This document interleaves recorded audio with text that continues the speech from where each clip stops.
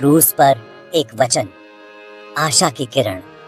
यह वचन हमें उस असीम प्रेम और करुणा की याद दिलाता है जो यीशु मसीह ने अपने बलिदान के माध्यम से हमें दी। यीशु मसीह क्रूस पर लटके हुए, दर्द असहनीय, उनके माथे पर कांटों का ताज, उनके शरीर पर घाव और उनके चेहरे पर दर्द की लकीरें। फिर भी उनके दिल में हमारे लिए असीम प्रेम था। फिर भी उनके होठों से प्रेम और करुणा के वचन बहते हैं। उनके शब्दों में वह शक्ति थी जो हमारे दिलों को छू जाती है और हमें सच्चे प्रेम का एहसास कराती है। उनका दूसरा वचन एक डाकू से कहा गया, आशा और उद्धार का प्रकाश स्तंभ है। उस डाकू ने अपने गुनाहों को स्वीकार किया और यीशु से मदद मांगी। यीशु ने उसे माफी दी और उसे स्वर्ग का वादा किया। यह वचन हमें याद दिलाता है कि भगवान का प्रेम और माफी कितनी विशाल है। यह हमें सिखाता है कि भगवान का दिल कितना बड़ा है और वह हमें हमेशा स्वीकार करने के लिए तैयार है। यह वचन हमें यह भी सिखाता है कि अगर हम अपने गुनाहों को मान लें और भगवान पर भरोसा करें तो भगवान के ही हमें हमेशा माफ करने के लिए तैयार है, चाहे हमारा अतीत कितना भी बुरा क्यों न हो। यह हमें प्रेरित करता है कि हम अपने जीवन में सच्चाई और ईमानदारी को अपनाएं। यीशु के इस कथन को समझकर हम मुक्ति का असली मतलब समझ सकते हैं। यह हमें सिखाता है कि सच्ची मुक्ति केवल भगवान के प्रेम और करुणा में है। यह हमें प्रेरित करता है कि हम अपने जीवन को भगवान के प्रति समर्पित करें और उनके मार्गदर्शन में चलें। इस वचन के माध्यम से हम अपने जीवन में नई आशा और नई दिशा पा सकते हैं। दो अपराधी, दो रास्ते। उस पल को सोचो, गोलगोथा की पहाड़ी, 3 क्रूस, बीच में यीशु, उनके बगल में 2 अपराधी। एक अपराधी सख्त दिल से यीशु का मजाक उड़ाता है, दूसरा पछतावे से भरा यीशु की ओर देखता है। उसने जरूर यीशु के बारे में सुना होगा, उनके चमत्कारों के बारे में। अब अपनी मृत्यु के करीब उसे सच्चाई दिखाई देती है। वह यीशु को अपने रक्षक के रूप में पहचानता है। उसका हृदय जो उसके पापों के बोझ से दबा हुआ था, अब पछतावे से भर जाता है। कृपा का उपहार, एक मुफ्त तोहफा। डाकू की प्रार्थना सरल है, हे यीशु, जब तू अपने राज्य में आए तो मुझे याद रखना। लूका 23:42। क्या उसने अपने किए के लिए माफी मांगी?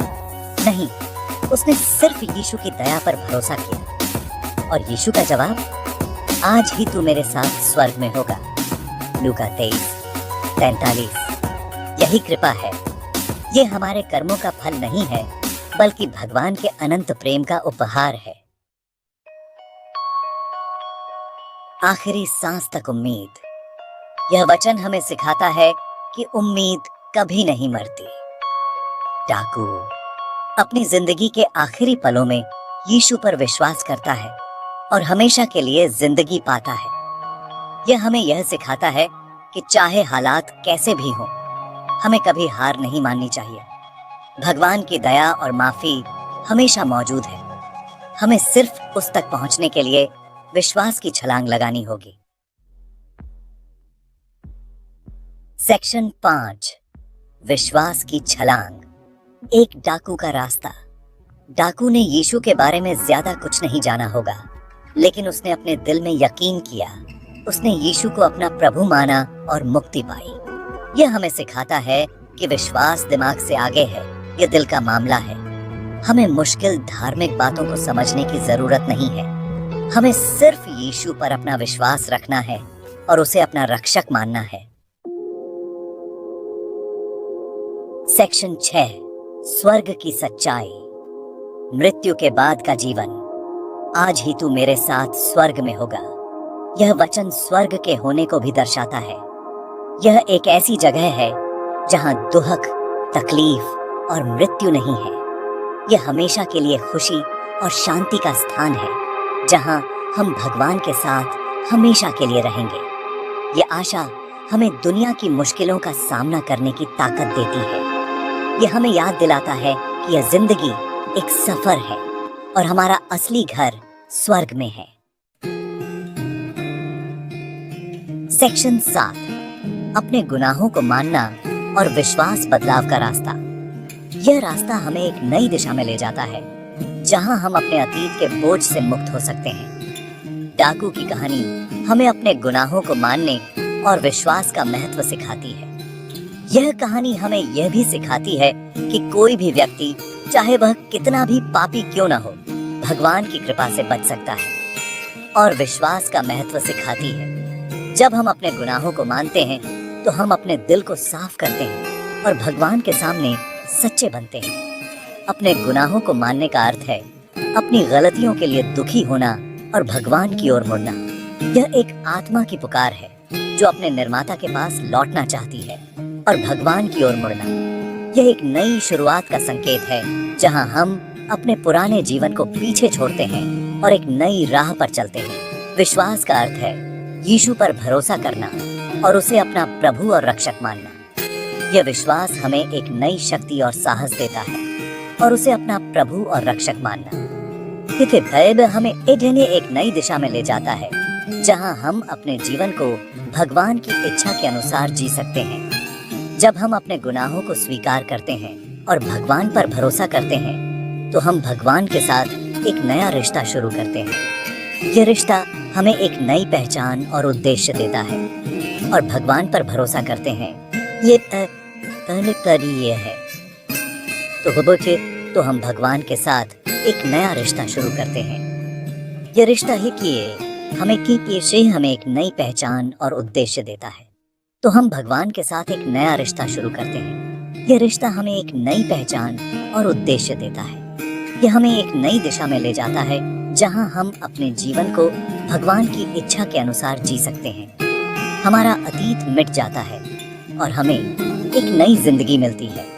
यह नई जिंदगी हमें एक नई शुरुआत का मौका देती है, जहां हम अपने पुराने पापों को पीछे छोड़ सकते हैं और हमें एक नई जिंदगी मिलती है।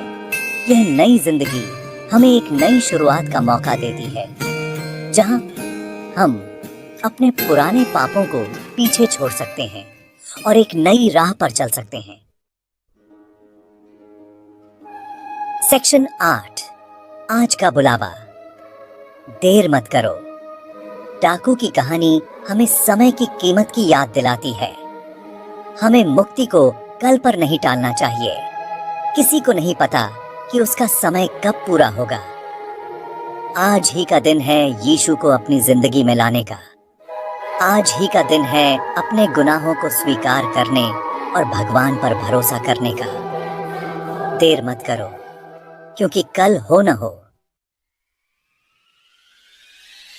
सेक्शन 9, उम्मीद और मुक्ति का संदेश।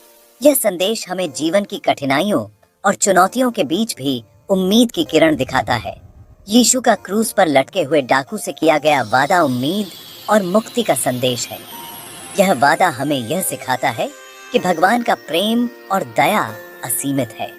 यह वादा हर उस इंसान के लिए है जो यीशु पर विश्वास करता है, चाहे उसका अतीत कितना भी बुरा क्यों न हो। यह हमें यह बताता है कि भगवान के लिए कोई भी व्यक्ति अछूत नहीं है। यह वचन हमें भगवान के अनंत प्रेम, दया और माफी की याद दिलाता है। यह हमें यह भी सिखाता है कि भगवान की कृपा से हम अपने जीवन में नई शुरुआत कर सकते हैं। यह हमें यह करने के लिए प्रोत्साहित करता है कि हम अपने गुनाहों को स्वीकार करें और भगवान पर भरोसा करें और दूसरों के साथ भी इस उम्मीद और मुक्ति के संदेश को बांटें। यह संदेश हमें यह भी सिखाता है कि हम अपने जीवन में सकारात्मक बदलाव ला सकते हैं और दूसरों की मदद कर सकते हैं।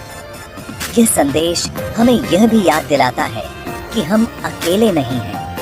हमारे साथ भगवान का प्रेम और समर्थन हमेशा है। यह हमें यह सिखाता है कि हम अपने जीवन में किसी भी कठिनाई का सामना कर सकते हैं अगर हम भगवान पर विश्वास रखें। यह संदेश हमें यह भी सिखाता है कि हम एक दूसरे के साथ मिलकर काम करें और एक दूसरे की मदद करें। यह हमें यह बताता है कि हम सब एक ही परिवार का हिस्सा हैं और हमें एक दूसरे का समर्थन करना चाहिए। यह संदेश हमें यह भी सिखाता है कि हम अपने जीवन में भगवान के प्रेम और दया को महसूस करें और इसे दूसरों के साथ बांटें।